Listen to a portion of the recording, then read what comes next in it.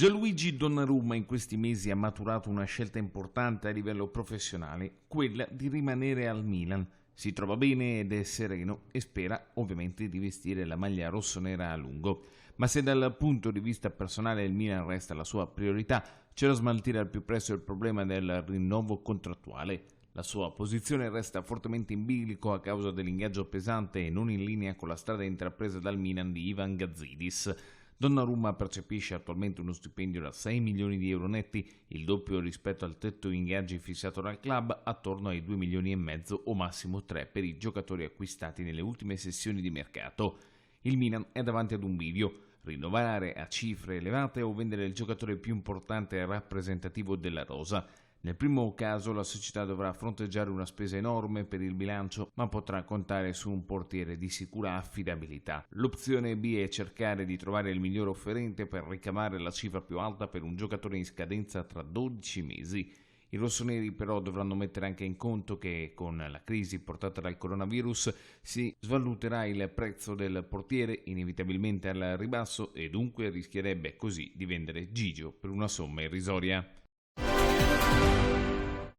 Il mercato della Roma ha una priorità: la conferma di Nicolò Zaniolo e Lorenzo Pellegrini. Petrachi, che era rimasto 2 mesi a Lecce per il lockdown, è tornato operativo nella capitale e ha avuto questo mandato perentorio. I 2 giocatori più ricercati sono incedibili. Questo è già stato comunicato agli agenti dei calciatori.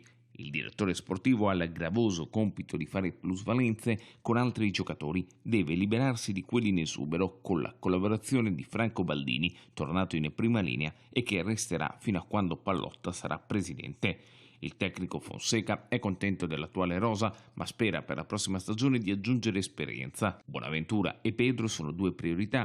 Per il milanista proseguono i contatti con Raiola, l'accordo non sembra così lontano. Pedro invece ha ricevuto un'offerta dalla Roma e non ha ancora dato una risposta perché ne sta valutando anche altre. La strategia della società giallorossa sarà quella di fare acquisti con la formula del prestito con obbligo di riscatto.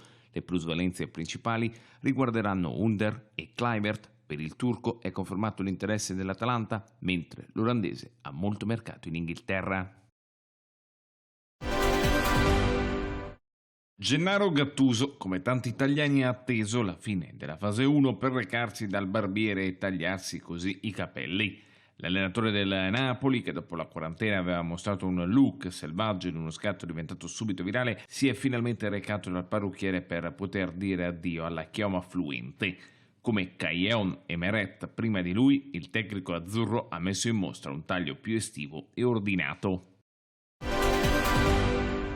La Liga torna in campo la settimana dell'8 giugno, ad annunciarlo il primo ministro spagnolo Pedro Sánchez.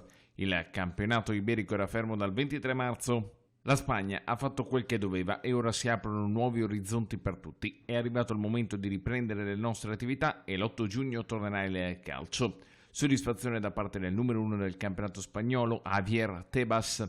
Siamo molto contenti, è il risultato di un grande lavoro di club, allenatori e calciatori. Adesso è molto importante seguire le norme sanitarie e l'evoluzione della pandemia senza abbassare la guardia.